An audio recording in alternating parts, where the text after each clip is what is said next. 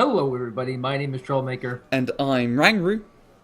and this is a brand new day. New tournament. The 3v3 tournament for PLF is the one that we are going to be covering exclusively, or exclusively something along those lines, yeah? So let's just get to the teams. On NATO side, we have KOD Knights with Subversive, Water Mitty, and Zero.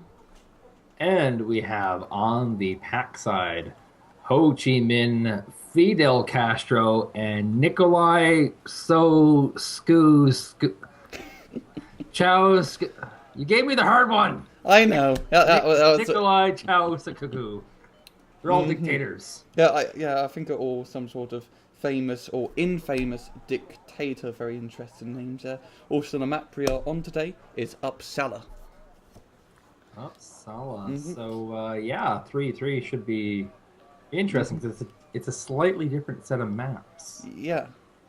New maps due to the DLC tournament, and this one has been changed quite extensively since the DLC 2 update. There's a lot less spawn points in the middle part of the map, so really your only spawn point is going to be the home base and the run in Lima and Alpha, so a longer resupply route. And that will make, I think, for a little more interesting play. It means that since there's no supply resupply route for India and Gulf, it means that you could actually attack into there as a real tactic. And I've seen a lot more people doing it now, especially Gulf, as that's usually quite a popular hotspot to attack, as you do have that little like hillside to hide behind on, or you have that little hillside to hide behind, which is usually quite advantageous. Also got a Pact on NATO match, which is quite interesting because most of the cup matches we've been casting have always been NATO on NATO. Yeah, Red Chieftain is kind of a new team. I don't know if they're trying to impress people by beating people as Pact, or this is just how they've always played, but we're not going to see a lot of these. I think not. Yeah, I did remember in the final Clash of the Clans tournament, that was a Pact on Pact match, and that was kind of interesting. And that was because, sorry, how the tournament was organized, they forced you to play certain sides, and I don't think it had a big effect on who won the whole thing. But you couldn't change your thing halfway through, I guess. It definitely affected how fast some teams got kicked out, I think. Understandable. So if you look at the unit compositions, KOD bring out a few anti-helicopters, a few Pumas, and quite a bit of infantry to go into the town. An awful lot of infantry to go in that town. Subversive and Zero really heading into towards that. Well, on the red side, a few Mi-24, quite a lot of helicopters actually from the whole red side, with Mi-24s and Mi-22. So that's kind of suits your name. They're red and they're playing Pact. Yeah. So it kind of makes our life a little bit more easier. And the match has begun. Lots of these command helicopters can try and grab some very quick points. Very risky units to bring out, because you can't hide it in the forest like other command vehicles. I think after the big balance change where their cost got reduced, just made them so very tempting. They're really cheap now. It's just quite nice. A lot of freedom. Oh god, this is going to be a huge interceptor class right in the middle. Those freedom fighters. Ouch! Ouch! Big apocalypse just happened right there. Wow. So many MiGs just completely shutting down NATO's air superiority off the bat. Getting an awful lot of planes here. Those freedom fighters getting a napalm. All but 4 planes have been knocked down. All the bombers were taken out. Yeah, just instantly all those phantoms hitting the cold hard ground. Of course, they weren't going to have a big effect anyway because everybody went with helicopters. Yeah, Fidel Castro landing his Mi-24 force into Echo, taking out those Pumas with relative ease, also bringing out some Mi-2s right behind, doing a very big infantry assault into Echo. And we're seeing right off the bat the very, very slight advantage coming in play here with those helicopter commands. Able to land them, slight amount of bleeding, and that puts the onus on KOD to do something right away. Indeed, indeed. It does seem like Red are going to be the first guys into the town. They do manage to unload them most directly first. And the paratroopers starting to unload now. I think those paratroopers might have a little bit of an advantage over them most directly as they are better elited. And they also have submachine guns compared to AKs, which are better in CQC environments. Also just ridiculous numbers here. It's like almost 100 infantry being dumped into the middle here. Yeah. I wonder how much flame infantry are going to be seen in the middle, because flamethrower is a real popular unit now. Oh, napalm, yeah. My God, out on the road blocks off all the reinforcements. And catching them all inside the napalm. Those are trucks as well. So they're going to go down very easily. The pan Scratty's taking a lot of damage. That was perfect napalm. And here comes a TO-55 spreading some napalm as well. Just going to completely blaze the blue side of the map.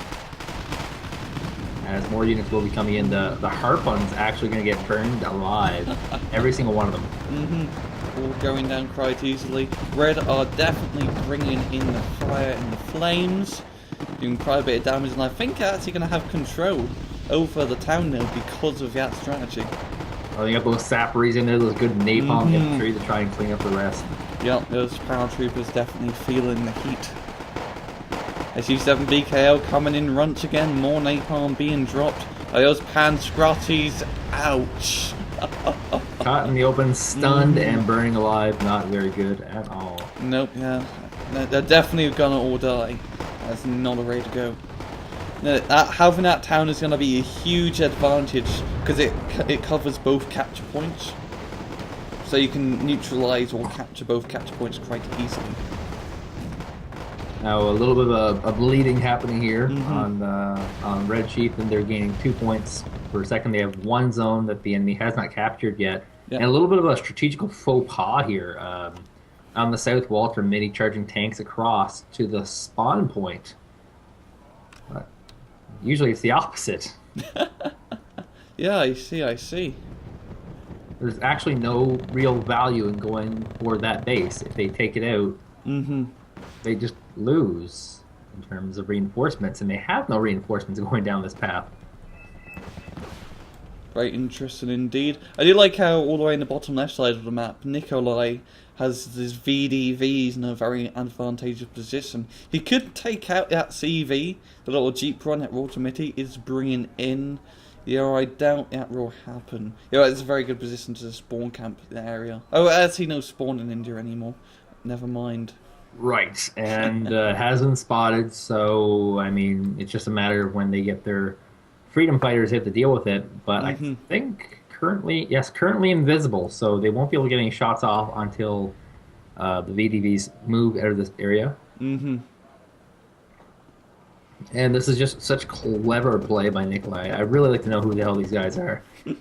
Using the fire position command on where they believe those VDVs might have been, because they don't have vision anymore. Yeah. And now that he's seen the air fighter go out, he can creep forward and take that position. VDV moving up a little bit now. I think he's going to try and get the CV, is he? Or is he just going to hide in that forest? We'll move forward. The faux pas I was talking about of strategy is kind of coming back to haunt Blue, because now that they've thrown away all those tanks and all those mobile units, there is a pretty sizable army creeping along the south to try and take note. And he has no forces here to defend this anymore. Yeah, no forces anymore. He's bringing up... he was bringing up Run VAB of Milan F1, but nothing that would get you in time. He has a Kira with a few rockets and a Browning, but yeah, not really anything to defend India, which is never a good sign. And he's pulling back from India. There is one poor recon. Oh no, that Kira. Just not going to do it. There is another vehicle coming in to chase. Freedom Fighter coming in. That should...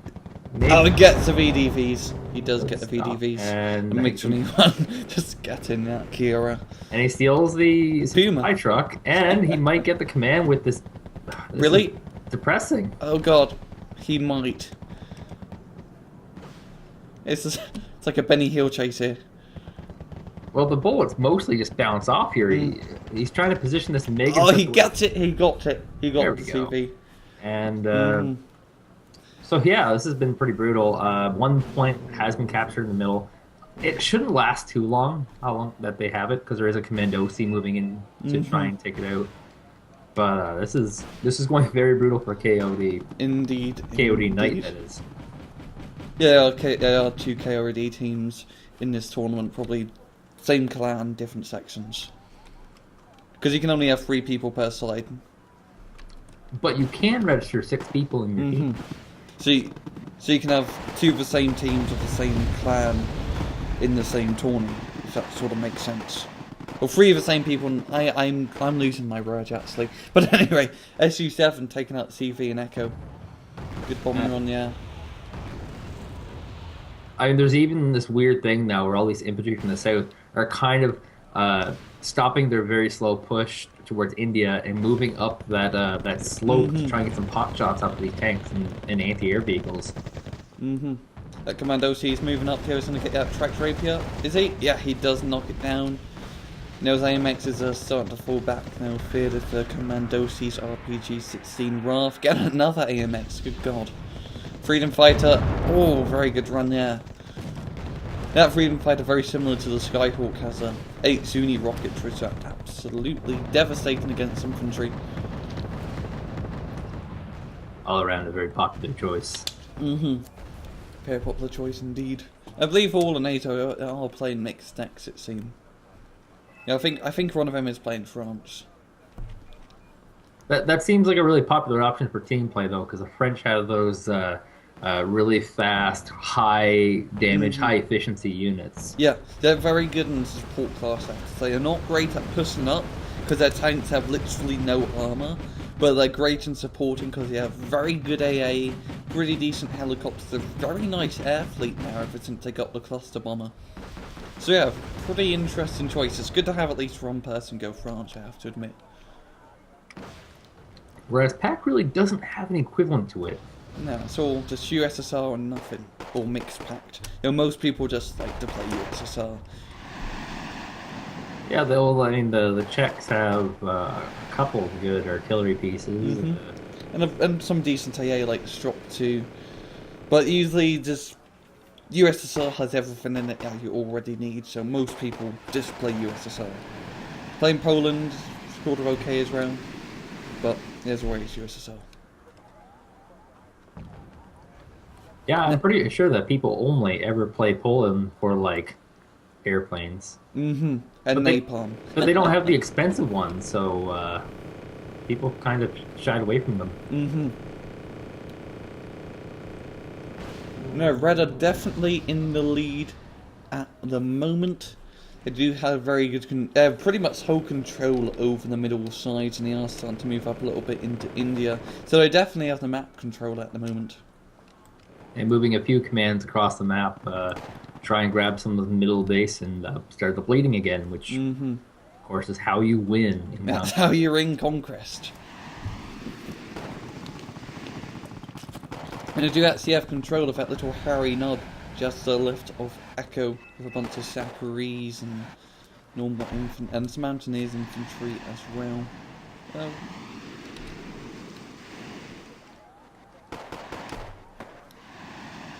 Yes, so not too much happening. There's a little bit of a battle happening on the mountain. Yeah. But that's mostly inconsequential. Having that mountain is kind of vital, or a very good point to have, as you can just hide around all around. You can hide all around the top part of Echo, like how his Commandos used to do, and just ambush that road. And if you get a recon guy on the hotel side of the mountain, you can spot all their AA, their RT, and even their CV. But really not a lot of units left for blue on the map. They haven't been able to do much on the northern flank. It's Nicolae with his ridiculous last name. Yeah. I'm sure the nationals of whatever country he's from are very upset with me. Just been using the Factoria and Faggot squads insanely effectively. Yeah, mainly just all they have to do to cover the Gulf side is just cover that bridge. There's only 2 bridges that head into the Gulf, and if you have them locked down, well, nothing's going to be going across. And they are doing and Nicolae is doing a very good job at that. Even just this run Fagatory squad. Playing the ATGM game. Kind of just turtling that position. Doesn't really have a good reason to. In the middle, it seems like Subversive is moving out a bit of an infantry force. MiG-23BN getting a good shot. And he is going for quite an offensive into the town. Lars doing some rocket artillery shenanigans, yeah. I think it's too much with that artillery strike, unfortunately. Yeah, he tried to stun the units, and he did panic quite a few of them, but not too much to make a good difference. Oh, I love that flamethrower tank position. Just covering that, like, downward slope into Echo. Oh, that is a brilliant position right here, and he's going to be moving up and finishing off the rest of these trucks and infantry. Damn, I'm quite impressed.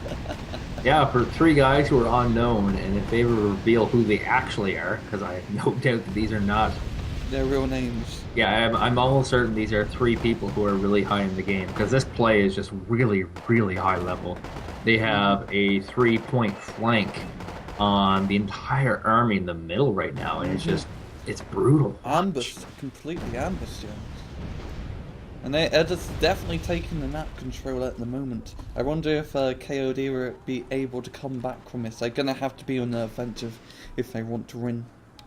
And they're +4 right now. That's we have like no unit used to be. Maybe it's no unit. No unit used to do this kind of bleeding of people in the last tournament. And this could be the team to watch for until Red Dragon. Indeed, indeed. SU7BM coming in. He's going to try to get the last rocket artillery.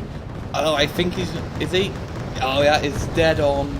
Getting one of them. The other one just barely surviving.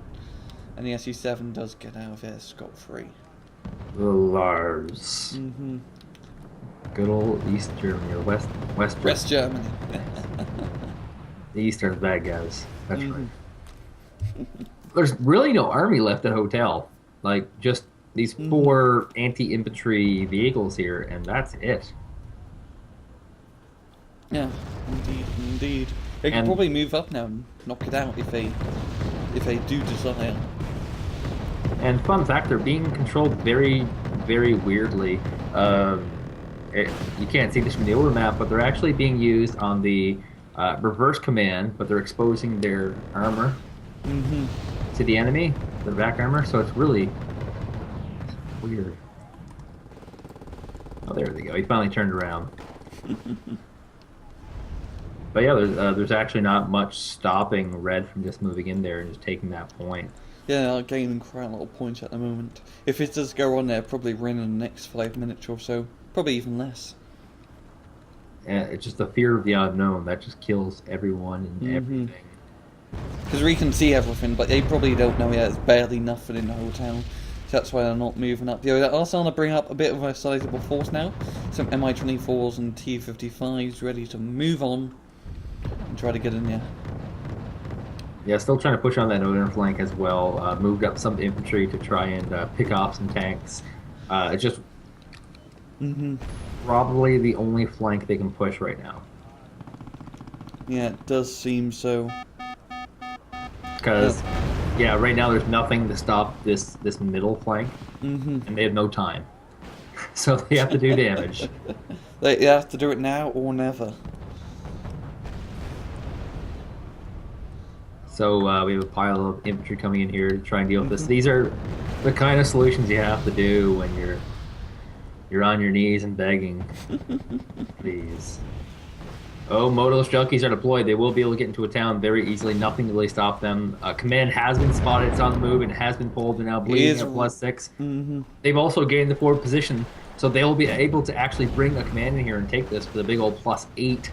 And that would put the nail in the coffin right there. It's completely capturing that. He's more strictly trying to chase this little Emerald on 3 CV. Is he going to get out? Oh, Aardvark coming in. Trying to knock out the infantry. It's a cluster bomb run though, so it's only going to get the BTRs. And the CV does go down in Hotel.